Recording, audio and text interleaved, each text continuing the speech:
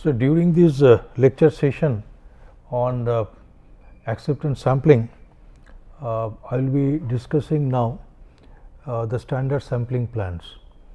By this time you have come to know how to design a sampling plan under the different situations, particularly when deal with the attributes data.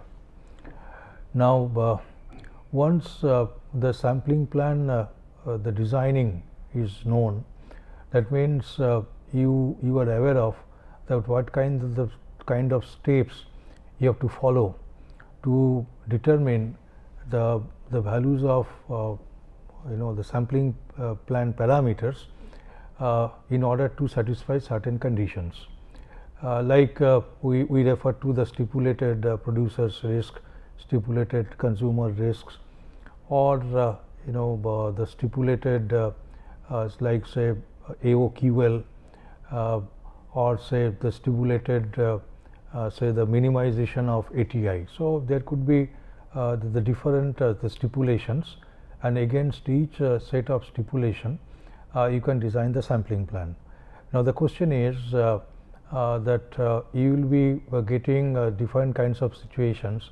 So, it may not be feasible for you to design the sampling plan every time, and what has happened over the years that the researchers, the practitioners, the several organizations, they have already designed different kinds of sampling plans, and so the question remains that why don't we use some the standard sampling plans. So, obviously these sampling plans were introduced during the Second World War days, and the main issue was the quality control of say military hardware components. So, for quality controlling, obviously the sampling acceptance sampling procedures they adopted. So, and later on that particular the standard initially developed for say the military hardware components. Now, those standards with certain modifications, those standards were adopted for the civilian products. So, I will just give you a brief overview of all these the standards. Now, certain comments I have made, like the method of determining sampling plans is already explained, that means already is known to you. The number of methods exist for designing sampling plans, that means there could be different methods depending on what sort of the criteria you need to satisfy. However, as there exists a number of sampling plans already developed, it may not be necessary to determine sampling plans. Rather, one may use the sampling plans already developed and documented. The existing sampling plans are referred to as the standardized sampling plans. So, in many a time in order to reduce the time and effort, what you can do, that means you may select the suitable sampling plans from already given sampling plans in the standardized sampling plans. Okay. The standardized sampling plans were developed by the defense organizations during World War II. This point I have already mentioned, and this standard is referred to as Military Standard 105E. That means around 1950 this was proposed as Military Standard 105A, that is the A version in 1950. Subsequently there are a lot of the changes had taken place in the standards, and this latest version is MIL STD 105E. Subsequently, the standard was adopted for civilian products and the systems, and the corresponding standard is known as ANSI ASQC Z 1.4 standards. Means these are the two organizations, American National Standards Institute and American Society for Quality Control. These two organizations, they formed a committee, and this committee was constituted to adopt the military standards for the civilian products. So certain changes were made, and so these standards related to acceptance sampling for civilian products is referred to as ANSI ASQC JED 1.4 standards. And subsequently, during 1970s, the international standards organizations, with certain changes, they adopted these ANSI ASQC standards, and this standard is ISO 2859. Is it okay? So, so during these sessions, we'll be discussing some the characteristic features of this particular standard. The point to be noted is there are a few major differences between ANSI ASQC JED 1.4 standards 1981 and military standards 105E and ISO standard 2859. There are certain differences, but these differences are very few. JED 1.4 standard plans are indexed by AQL. In short, this ANSI ASQC JED 1.4 standard, in short, this is referred to as the JED 1.4 standard. Now, the standard sampling plans are indexed with respect to AQL. That means you need to specify the value of AQL. We have already explained what is acceptable the quality level. There is also another set of standard sampling plans developed by Dodge and Romig. Okay, in 1950s, Dodge and Romig they proposed different kinds of sampling plans, and these standards, and ultimately those the proposals were accepted as the standards, and the standards are referred to as Dodge-Romig system, which is applicable under rectifying inspections. Whereas when you use JED 1.4 standards, that means it is a normal situation, that means there is no rectifying inspection. Whereas whenever you use rectifying inspection, you can't use JED 1.4 standards, but you have to use the Dodge-Romig system. Okay. Now, let me first explain in brief during this session what are the characteristic features of JED 1.4 standard. Now, the JED 1.4 standard is a system, and we use different kinds of terms and terminologies related to acceptance sampling, and these terms and terminologies are well explained, well defined in these standards. So, we will be referring to all the important terms and terminologies, and then only we will come to know that how to use this particular standard in a given situation. Now, there are three terms in this context. That means when you refer JED 1.4 standard as a system, first thing is the sampling plan has been defined. So, now what is a sampling plan? As you may be knowing, it determines the fate of a lot based on a certain sample size and acceptance criteria, like say acceptance number and the sample size. These two are specified, and if you use a single sampling plan, so how do you take a decision whether you will go for lot acceptance or plot rejection? So, that is referred to as a sampling plan.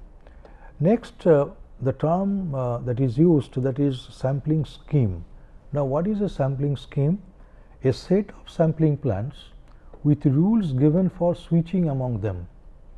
Now, there are switching rules provided. Later on, we will explain what are these switching rules.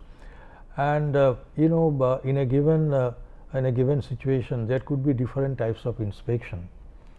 And under sampling scheme, what is stated is that if you need to change from one type of inspection to another, under which kind of say the conditions you are required to switch over from one type of inspection to another.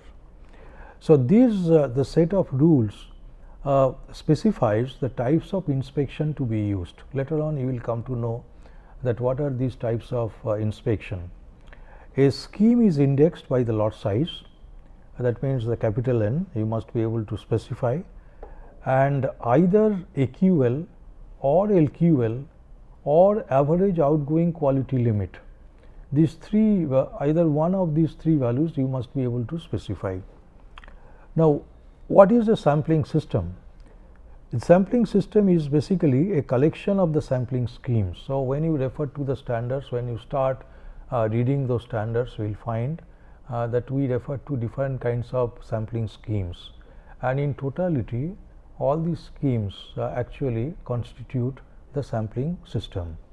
So, it provides rules for selection of a suitable sampling plan. Okay. So, the three terms we have used: sampling plan, the sampling scheme, and sampling system. Now, the next important aspect is whenever you use a sampling plan, you deal with the level of non-conformance. Now, in this particular the standard, there are three types of sampling plans you may use, and these sampling plans are in attributes category. Then they are basically the single sampling plan, either you can use, or you may use double sampling plan, or in certain cases you also may opt for multiple sampling plans. And here the multiple sampling plans in JED 1.4 standards, just you make a note that you can go up to the 7th level. That means for making a decision in certain cases, okay, that means you are allowed to say the draw a maximum number of 7 samples. Okay. So, and whenever you are allowed to more than 2 number of samples to make a decision, obviously that sampling plan is referred to as the multiple sampling plan. Now, this is a standard that specifies the measure of non-conformance, and the two types of measures are suggested. Now, here whenever you say the non-conformance, now there could be two types of non-conformance. One is related to say the non-conforming output, and another one is related to the number of say the non-conformities. Okay. So, the non-conformities are nothing but the defects, whereas non-conforming means the defective. Okay. So, this point already we have explained. Now, there are two types of measures. One is the percent non-conforming, that is the number of non-conforming divided by the number of units inspected into 100, as it is a percent non-conforming. So, this could be one measure you can select, or whenever you are dealing with non-conformities or the defects, that means corresponding measure of non-conformance is non-conformities per 100 units or 100 items. So, number of this is defined as the number of non-conformities divided by the number of units inspected into 100. Is clear? Now, the next one is we have already defined acceptable quality level, AQL. Now, for using the standard, AQL value is to be specified. That is why we say that JED 1.4 standard is indexed with respect to AQL. Now, the values of AQL as given in the standard are known as the preferred EQLs. That means, when you refer to this particular standard, you will find that certain values of AQLs are stated, and these values are referred to as the preferred AQL values. So, the AQL values range from 0.010 percentage to 10%. So, maximum is 10%. That means, in case of percent non-conforming, right. Whereas, in case of non-conformities per 100 units, that is the measure of non-conformance, this the AQL ranges from 0.010 to 1000. That means, 1000 number of non-conformities per 100 units or 100 items. So, these are the preferred values. Now, when you look at these preferred values as given in the standard, you will find that these AQL values are arranged in a geometric progression, and this is R5 series. Is it okay? That means say the geometric the ratio is 10 to the power 1 upon 5. Okay. So, the between the two values, that means between 1 and 10 there will be say the 5 values excluding 1. Similarly, between 0.1 and 1 there could be 5 values, okay, in R5 series excluding 0.1 and so on. If the selected AQL does not match the preferred AQLs, then what you have to do, that is the value needs to be re-examined as a match is needed, because what is given, actually the sampling plans are given against a particular AQL value, that means those are listed values. Now, if your actual value is different from say the preferred AQL, so obviously you have to make a compromise. Is it okay? Now, next important term we use, that is the inspection level, and it is very clearly defined.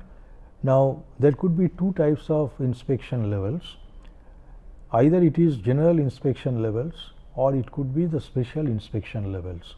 Now, let me explain that what do you mean by the general inspection levels. Now, the three general inspections level are given in the standard. The first one is the level 1, the second one is the level 2, and the third one is the level 3. Now, whenever, that means essentially what you do, inspection level means the certain the standard you prescribe. So, it is like say if you are asked to the inspect 100 units. Now, if you specify the standard, like say the 2 hours will be given. Now, if you and suppose the 2 hours is the standard, and then you inspect 100 units of a specific product or the component, then you say the level 2 is my inspection level. That means level 2 is the norms. That means it is reliable. A standard time is given for doing inspection, and effort is also very standard. That means you are not overworking or you are not underworking. So, this is considered to be the standard. So, you start with the level 2 inspection level. In certain cases, because of many reasons, suppose the less time is given, that means instead of giving 2 hours the standard time, you are given 1 hour. So, that means you are moving from level 2 to level 1. So, if you spend less time to inspect the same number of items, what you say, you may conclude that the entire inspection system may not be that reliable, in the sense that the data which you are getting, they may not be reliable, and as the less time and effort for inspection given. Okay. So, that is level 1. What is level 3? That means level 3, that means here what you are doing, that means instead of giving 2 hours, you are giving 4 hours. Is it okay? So, you take more time. So, the entire inspection system becomes more reliable, more time and effort for inspection is given. So, certain times when the time is not a problem, it is not a constraint, and the corresponding the components which you are dealing with for acceptance sampling, these are very critical components. So, you may opt for level 3. So, there are 3 levels. So, these are referred to as general inspection levels. Then in addition to the general inspection levels, 4 special levels of inspection are also given in the standards, and these are denoted by S1, S2, S3 and S4. The special level is used when small sample size is to be used because of many reasons, and the large sampling risk is to be tolerated. Sampling risk, you know what are those sampling risks? Mostly alpha and beta risks. So, this is the effect of general inspection level on the OC curve. The OC curve as one of the performance measures. So, this is x axis is percent and non-conforming, that is 100 into P, and you specify the AQL, and corresponding the producer's risk is alpha. This is already known to you, and so this value that means all the, if you have the level 1, that means this curve, the OC curve becomes flat, whereas if you opt for level 3, the OC curve becomes very stiff, and the level 2 is the norms. So, that means all the 3 curves must pass through one point, that is 1 minus alpha AQL. So, this is the effect. Obviously, so if you opt for level 3, it is the most discriminatory, right. Okay. Now, as I have already mentioned, when we refer to the switching rules in the sampling scheme, while we define the sampling scheme, we have referred to the types of inspection. Now, under this the JED 1.4 standards, there are 3 types of inspection. First one is the normal inspection. So, what is normal inspection? That means the inspection is used at the start of the inspection. Okay. That means when you start doing inspection, so you start with the normal inspection. Quality level is at AQL or better. So, that is your objective, normal inspection. What is reduced inspection? Used when product's quality history is excellent. That means most of the time you will find that the lot is accepted, and so what you can do, you can relax your inspection norms, and that is referred to as the reduced inspection. That means instead of say collecting a sample of size 50, if the quality history is excellent, so I say that okay, I don't need to say the inspect 50 units, I can just inspect 25 units. Is it okay? So, and I know that the lot quality, incoming lot quality is very good. So, when you opt for reduced inspection, it uses the smaller sample sizes. Is it okay? But then again, if the quality history is extremely poor, what you can try to do, that means now you enforce the tighter control, and you opt for the tightened inspection. Now, this type of inspection is used when recent quality history showing deterioration. Is it okay? There is no improvement even with repeated trials, even with repeated attempts. So, the quality must be at least AQL. Is it okay? So, there are 3 types of inspection. Normal inspection is the norms, but in certain cases you may opt for reduced inspection, and certain other cases you have to go for tightened inspection. So, the effect of inspection time on the OC curve, you will find that again this is AQL indexed. So, all the 3 OC curves passing through that AQL 1 minus alpha point. Is it okay? So, the alpha value must be specified as well as the AQL. So, if you opt for reduced inspection, that means the discriminatory power of the OC curve is poor, whereas if you opt for the tightened inspection, that means the discriminatory power of the OC curve is very high, whereas if you opt for the normal inspection, that means the shape of the curve is well acceptable, and it is neither very discriminatory or less discriminatory. So, it is a normal situation. Now, the standards provides the rules for switching among 3 types of inspection. So, in an inspection system, you may observe changes in quality levels over time for a product due to various reasons. So, this point you please note it down. The standard is used to control and maintain this quality level under changing conditions. So, acceptance sampling procedure is adopted or is used not for quality improvement purpose, but essentially for quality control purpose. Whereas reduced inspection is the best alternative, the tightened inspection refers to an undesirable condition. Is it okay? This point already I have mentioned when we defined the types of inspection. The standard provides the rules for switching from one type of inspection to other based on fulfillment of certain conditions. Is it okay? So, what is this the switching process? So, let me explain it. Like say suppose your starting point is the normal inspection. That means what you expect that you can achieve a QL or or the higher values of AQL, right.